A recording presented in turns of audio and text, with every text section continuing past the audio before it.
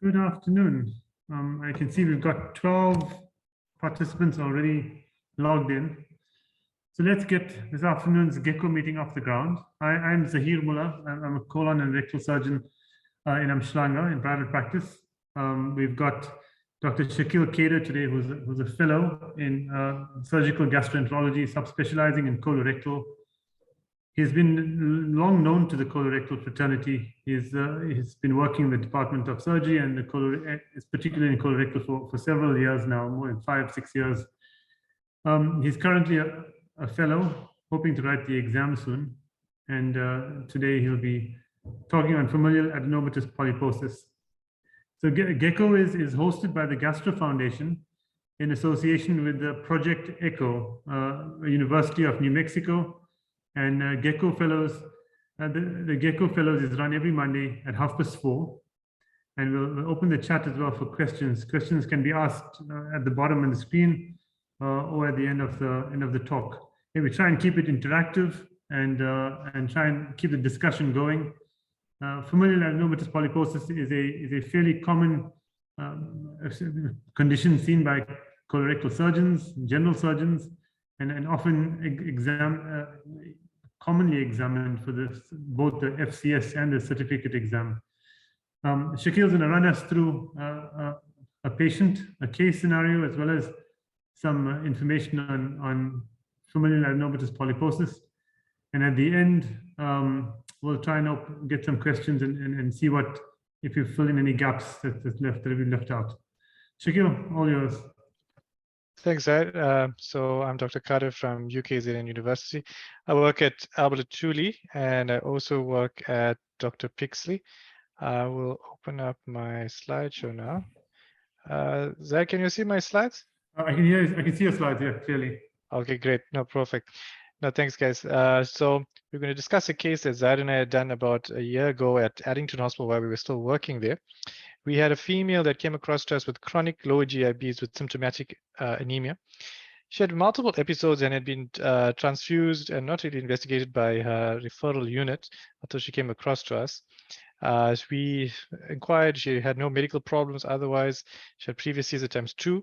However, her family history showed that her father and brother had died at young ages, but she was unsure of the cause.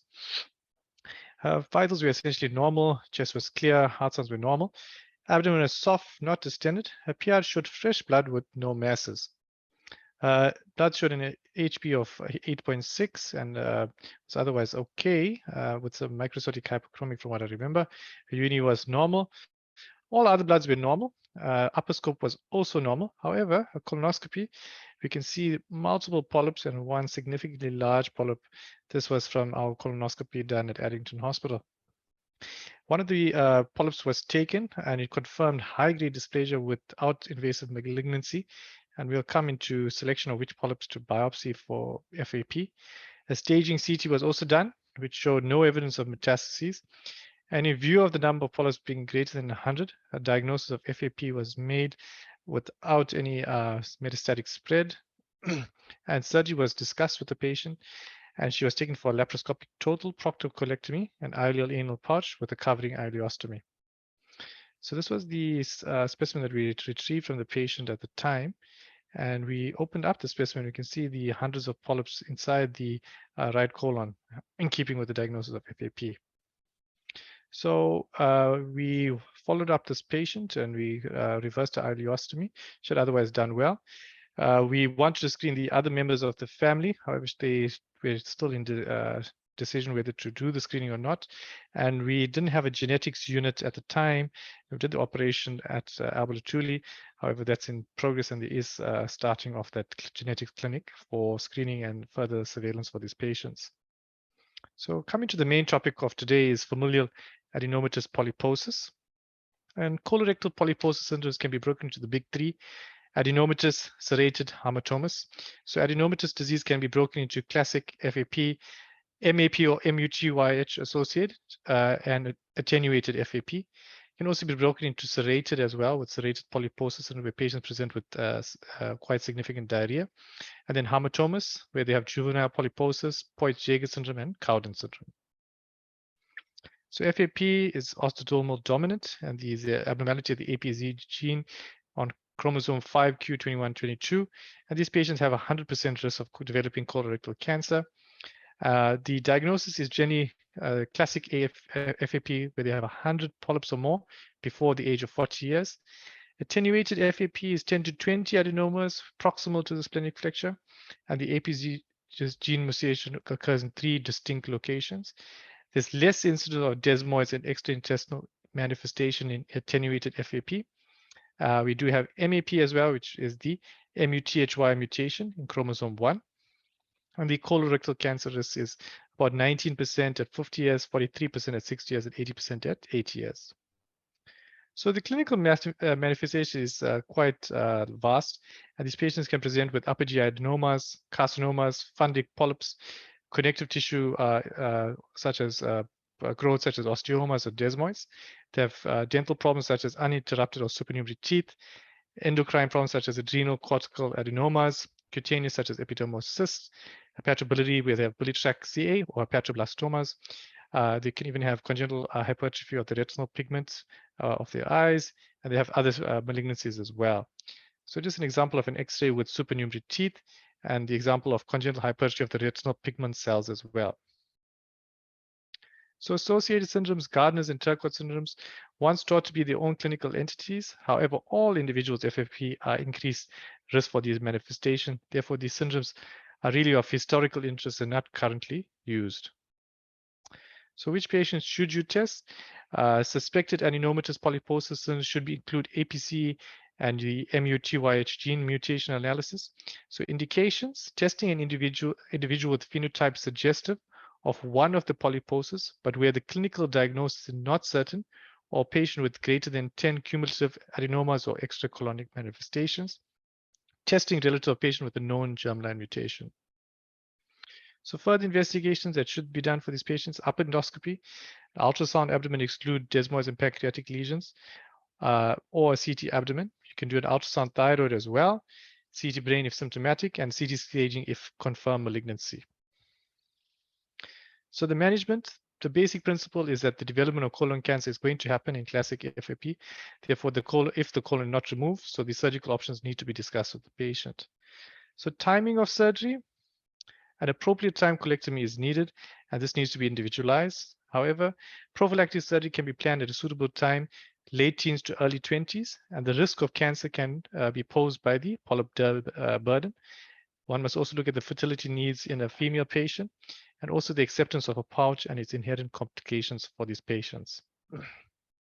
So indications for early codectomy, if the patients are symptomatic, such as bleeding, weight loss, or cancer is confirmed. Polyps greater than 10 millimeters or in diameter have shown to have high rates of malignancy. Polyps with high-grade dysplasia and invasive malignancy will require colectomy. Marked increase in polyp number from the previous groups from the annual surveillance. So surgical management, these patients will require total colectomy with an aerorectal anastomosis for less than 20 rectal and less than 1,000 colonic adenomas can be an option. However, proctocolectomy with an ileal anal pouch for severe or profuse adenomas, where there's greater than 20 rectal adenomas and greater than 1,000 colonic adenomas. Laparoscopic approach is preferred. There's shown to be a reduction in desmoid creation and scarring as well. Conversion from ileal rectal anastomos to ileal anal pouch may be needed because of development of numerous or advanced rectal adenomas. Adenomas and cancer may occur in the anal transition zone and in the pouch, and these patients will require lifelong endoscopic surveillance. Medical chemoprevention has been punted, and it's the holy grail to convert the surgical disease to a medical disease. The role of non-steroidal antiinflammatory hasn't been completely established yet. However, there's some studies that show there's some benefit. Solenodec and selective COX-2 inhibitors and Celox have shown a 30% reduction in colorectal adenoma burden. And there's combinations as well, siloxicab and difluoromethylarenine or DFMO, and even turmeric has been punted as well to reduce the adenoma rate as well. If you look at desmoids, it occurs in about 5% of FAP patients, most commonly in the mesentery, and generally manifest as flat, fibrous sheet-like lesions that we can see in the photos here. and is common in females. And in terms of management, there's a Church's classification of desmoids in FAP, where we look at the disease stage 1, 2, 3, and 4, where 1 is asymptomatic disease and not growing, and less than 10 centimeters maximum diameter. 2 is minimally symptomatic and not growing, but 10 centimeters in maximum diameter. 3 is symptomatic disease or slowly growing and obstructive complications, and symptomatic disease in stage 4 with rapidly growing and severe complications, example of fistula. Obviously, with the stages, the management can be classified. Stage 1, we can observe and apply or use non-steroidals. Stage 2, we can use selenidac and anti-estrogen therapy.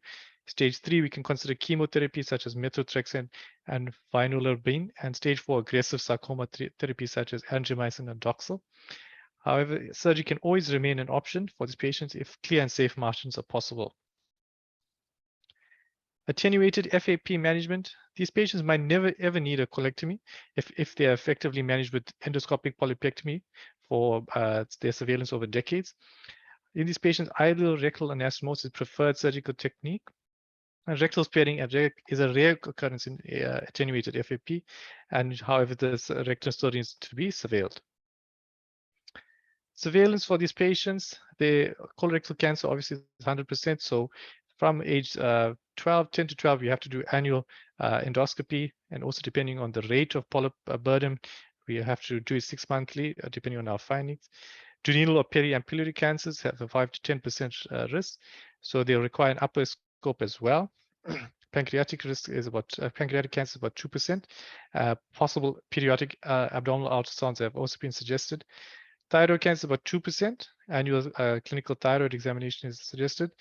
Gastric cancer about less than 1%, and in keeping with the upper GI scope, which we'll cover for the duodenal polyps as well.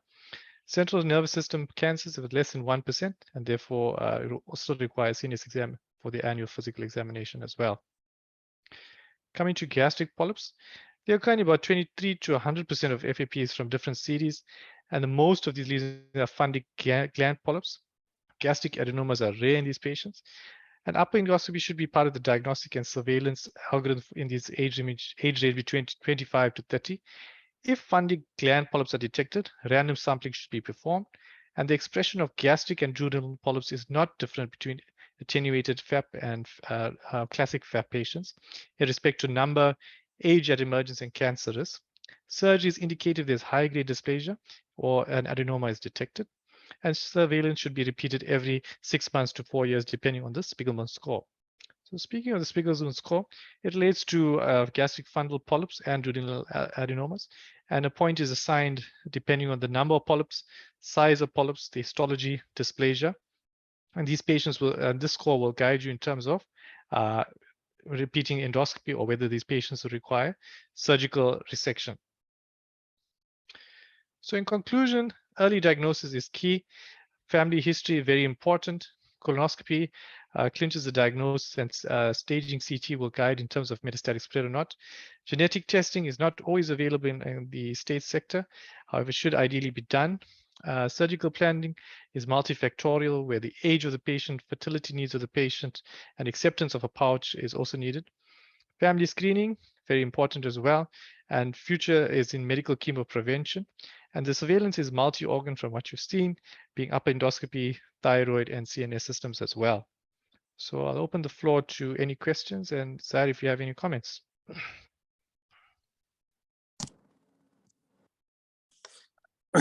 Thanks, Shakeel, for that summary on FAP. And we intentionally try to keep it brief and short so that we can have more of a discussion and interactive conversation this afternoon than have a long didactic lecture on FAP. Let's just start. Anyone in the audience has any questions for Shakeel?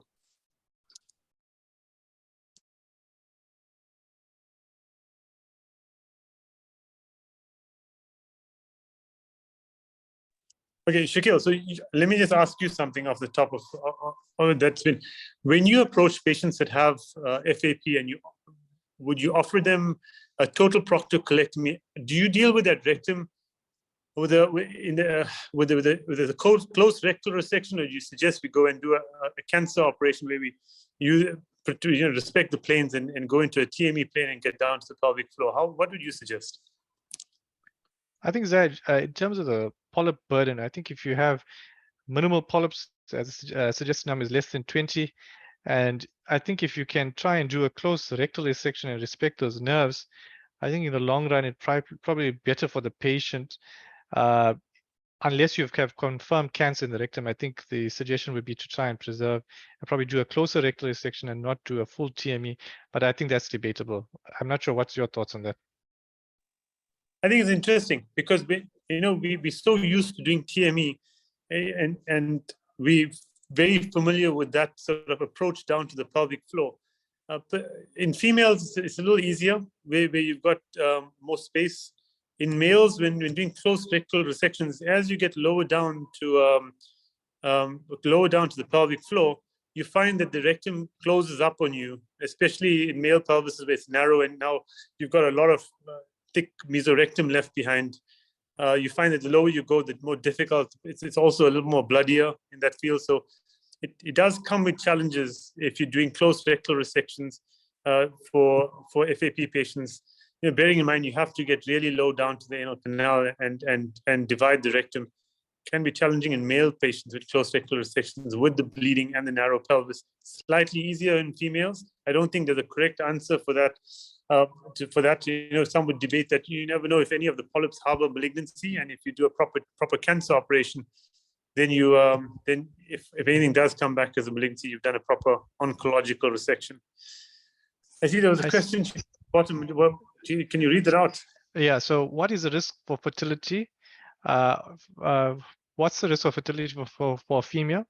Offer surgery for FAP. So I think the question is about fertility in the setting of, in terms of FAP. So I think my suggestion from my reading on this topic, I would say that you'd want if the patient has completed a family, probably you want to wait on the surgery if possible, unless there's symptomatic disease. The risk for fertility from the series, patients who have these pelvic dissections tend to have the higher risk of creating desmoids and ectopic pregnancies and also spontaneous abortions. So if you can either defer the colectomy until the family is complete, however, unless symptomatic. Is there any your input on that? Yeah, I think that's pretty well covered. I think any pelvic surgery runs a risk of fertility issues, and you have to have a really careful discussion with patients. I don't see a problem if younger patients are very symptomatic and you want to preserve a rectum to then go and do an ileorectal kind of anastomosis, surveil the rectum, snare the polyps in the rectum, and if the burden becomes too much at a later stage when the family is completed, then you can offer them a proctectomy and an ileoanal pouch. It does increase the lifespan of your pouch as well. You're not diving into the pouch in a young teenager. You get a bit of more length of life on the pouch. So I don't think it's a bad idea if a patient who's concerned about fertility and the rectal burden isn't too high, whether you want to offer them an ileorectal anastomosis and manage the rectum on its merits, surveil it, snare polyps, and then if anything gets worrisome, you offer them surgery, or at a later stage when the family is complete, then you can offer them surgery. Any other questions, Shakeel, on the chat? Not on the chat. I can't see anything else. I'm not sure if anyone else has any questions. So I just want you to bear in mind that patients with desmoids can be very challenging and can make surgery exceptionally difficult. And in some patients may be inoperable completely from desmoids in the abdomen. You really have to take that seriously. They grow into the mesentery of the small bowel. It's difficult to move them around, and they may not give you access to the colon. Patient has FAP, you may not end up being able to do the colectomy. Patient develops a malignancy in FAP, you may not be able to access the colon. So bear in mind an inoperable colon from a big desmoid, and that's something we have to also bear in mind. Patients with FAPs, it's not only the colon, there are extra-colonic manifestations. You've touched on that, and there are the issue of desmoids, which can be very troublesome. Anybody else from the audience that would like to ask any questions?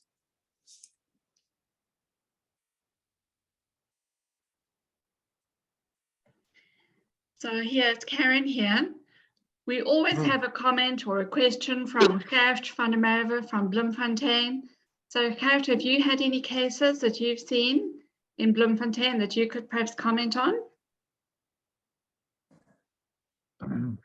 Hi there, it's Gert here. Thanks for the opportunity. I haven't come across FAP since I've been in Bloemfontein. I have had one or two in private practice, female patients, all de novo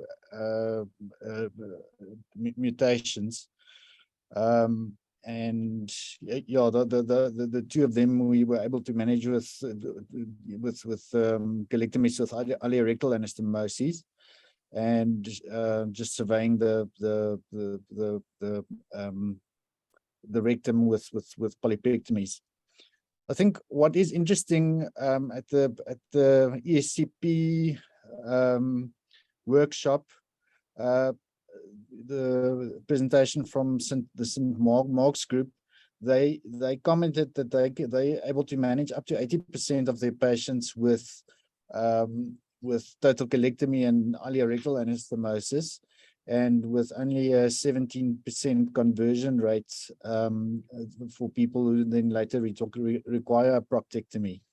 Any comments on that, Dr. Moolla? Yeah, sure. So I'm a believer. Hey, I think that we should look at the rectal polyp burden and make decisions based on that.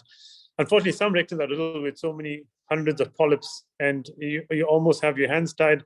Some that you can manage endoscopically and monitor the polyps. They'll start looking worrisome. Then you go and deal with them and do an ileorectal. It does preserve the rectum. It gives them fantastic. It's a much different operation. In ileorectal, you got the function of the rectum still preserved. You don't have the issues of fertility, nerve damage, etc. So I think one has to make those decisions very carefully and not just dive into a total proctocolectomy ileoanal pouch in FAP patients.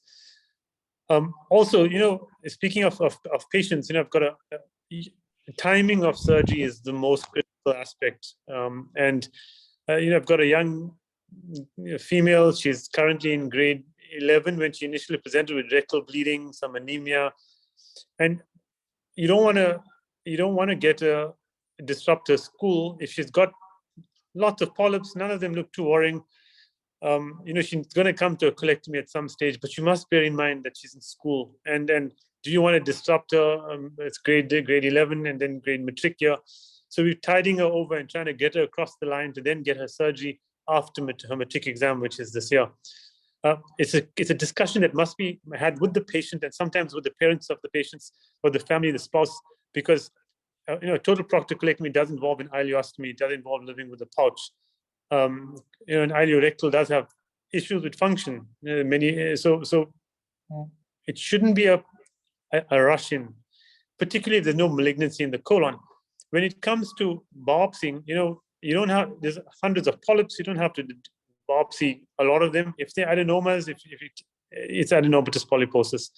I think doing a routine, regular, full colonoscopies, unless there's a indication that you're surveilling a worrisome polyp on the right side, often that's all is needed is a diagnosis of polyps, adenomas, FAP. When one embarks on surgery for a total proctocolectomy and ileoanal anastomosis, it's not overdone. It's not done. And I think Shakeel has touched over that patients are still at risk of developing gastric and duodenal polyps, and as well as developing polyps on the cuff. So if you don't get the entire rectum out, you need a little cuff of rectum, you can easily stick a pouch on top of a cuff of rectum, and then they develop polyps and cancer in the cuff. So don't forget about these patients. Once you do their surgery, there's still some surveillance and different, protocols. Different centers have different timing, but embark on one, stick it in the patient's file, and then make sure you're meticulous on following up your patients. Otherwise, you don't want to lose them for a rectal cuff malignancy or a duodenal malignancy that you've forgotten about your patient that you operated on when she was 18 and now she's 28 and having a problem. Any other questions or comments? Just one question in terms of metastatic disease. Would you manage it as per normal colorectal cancer, or do you manage it more aggressively, or is there any other individualized methods or strategies that you should use or apply in FAP if they have like a metastatic liver lesion? It's exactly the way you'd manage metastatic colon cancer. So, you manage each one of the merits. If the liver is resectable, or you can sort of convert that liver to resectability, get control of the liver, you can then address the colon. If it's large colonic malignancy in FAP and the liver is resectable, you'll manage it on the merits of the liver and whether the colon is resectable or not.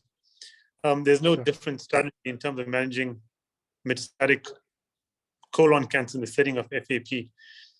Often, and again, these patients, history taking is really important. Patients with adenomas often have a family history of uncles and aunts and then mums and dads and grandparents all have had colon cancer and all have had some complication or deaths from colon cancer. So, de novo FAP does happen, but majority of them will give you a long, rich history of colon malignancies and early family loss. Sure. Anything else? I think Mr. Manzini is on the platform. I'm not sure if you can give us his experience with FAP. I know he did a few cases with Mr. Naidu when he was around. Mr. Manzini, do you have any comments or insights into the disease from your experience? Thank you, Mr. Kader. No, I thought it was just a good summary, and I agree with the comments. Yes, we've got a few patients at Inkosi Albert Lutuli that we are following up. Usually we do annual, after the operation, we do annual pouchoscopies, just surveillance.